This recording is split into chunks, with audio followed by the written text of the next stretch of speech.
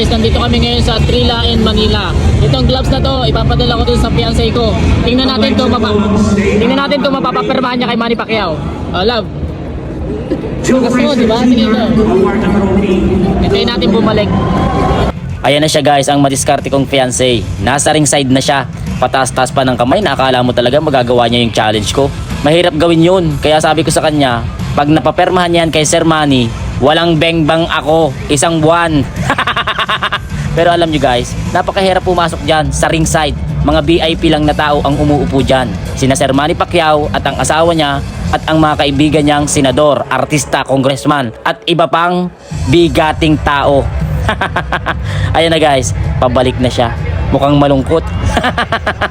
Sabi ko na mahirap mapapermahan kay Sir Manny Pacquiao yung gloves na yan. Ayan na siya guys, papalapit na sa akin. Tingnan natin kung talagang nagawa niya yung challenge. Ay, dito na guys, tingnan natin kung talagang napapermahan ng aking fiancé, ang gloves. Ayan na siya. Ayan na, tingnan natin, lover. Wow!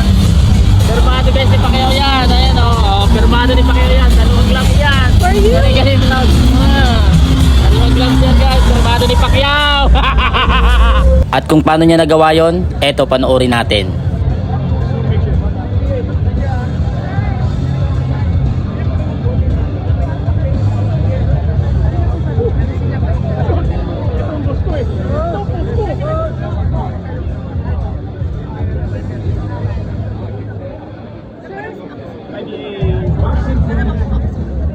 I'd like to let you know that we have some former world champions, of course, in the Philippines, known the world over for its boxers, and we'd like to welcome them here tonight to the Smart Araneta Coliseum.